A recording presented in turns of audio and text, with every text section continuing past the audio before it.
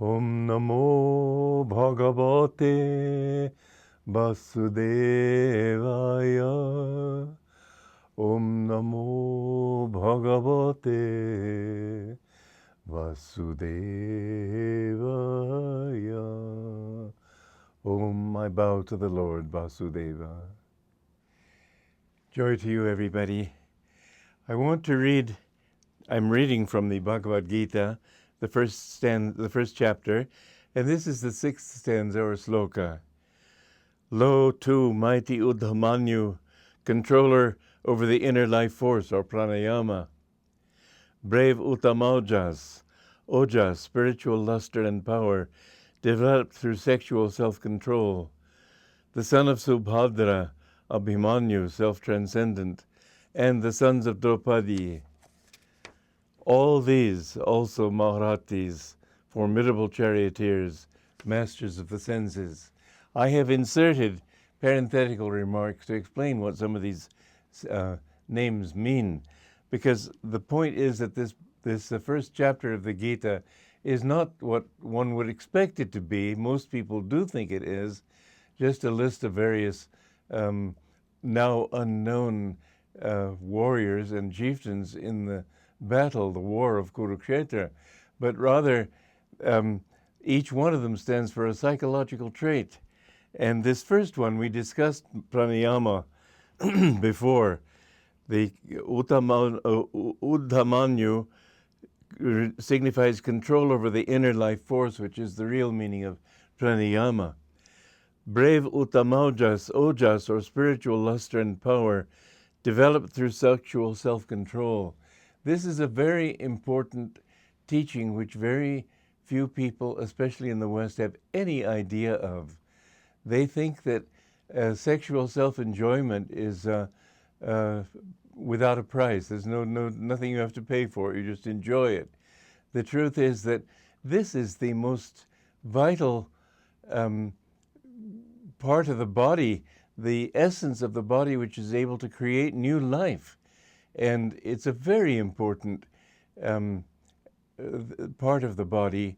And sexual emission, you lose, my guru used to say that a man loses about the equivalent of 1 quart of blood with every sexual emission. It's extremely important to learn the importance for oneself of self-control. Those who do not follow self-control, and most people don't even know that it's an ideal, you see them at the age of 40 already washed out. The master called them sex washouts. It's difficult for women also, although they don't lose the fluid, they lose a lot of energy.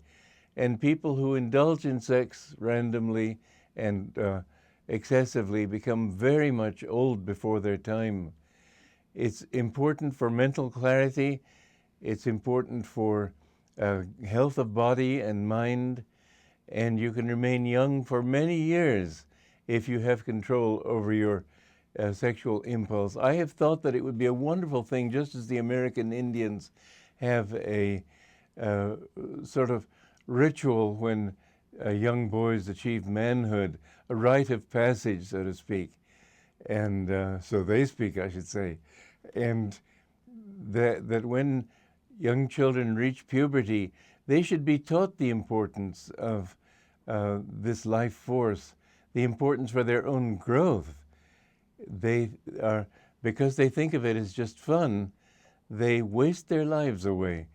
So in this ceremony, I would really suggest, it's something I've been wanting for years to recommend to our community, but we haven't gotten going with it yet, that we have a rite of passage for young children as they achieve adulthood, with some older people there to teach them the principles, have a ceremony that they will remember all their lives. And in this ceremony, give them the sense of the dignity of becoming an adult, that you have a responsibility now to your body, to society, and to be a clear channel. I remember when I was seeking God desperately, I didn't know what God was, but I decided that he must be an infinite consciousness, and that my consciousness had to be a part of that consciousness. And if that's so, then the more I was in tune with that consciousness, the more I felt clarity, understanding.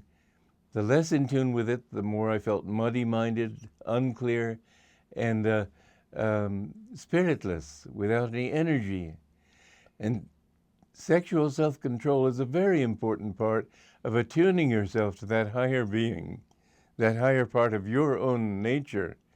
So remember this, please, that if we're going to change society, and my life is dedicated to changing society in an upward way, to making it more God-remembering, then we must teach these principles of self-control, primarily sexual, although of course self-control in all ways is very good. Not to drink too much, not to eat too much, not to laugh too much, not to do anything too much, because always when you do so, what it does is spill energy outward. But the greatest spill of all is through sex. Therefore, learn the importance of being centered in yourself. And in order to practice this quality, and for many of you who are listening to this program, it may be late in the game to be hearing this advice, but I'm going to give it anyway. Don't look at people of the opposite sex with any desire. Try to look away. Don't look into their eyes too deeply. Don't shake hands with them, and try not to touch them. These are important principles, and you may laugh at them, but the laughter is your price, not mine. I know what I'm talking about, and if you want to live that way, you're the loser. It doesn't bother me. But Uttama Ojas, sexual self-control, Ojas is a very important teaching in yoga. The sexual seminal fluid, if it can be contained, can give you great power of concentration to succeed in life, to do anything you want to. The son of Subhadra, Abhimanyu, self-transcendence. And the sons of Draupadi are, of course, the Pandava brothers. Draupadi, as I said before, is the Kundalini power at the base of the spine.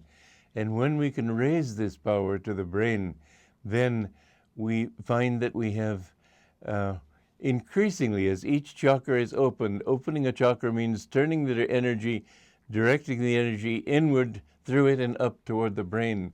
You develop enormous power. Yogananda used to say that there is enough energy in 1 gram of flesh to keep the city of Chicago going with electricity for 1 week. Now, that's something. When you think of how little a gram of flesh is, you've got enormous power within you, but you waste it. If you can learn to turn this power inward, you will see that your potential for accomplishment in this world is on the level of genius. Remember these words. Joy to you.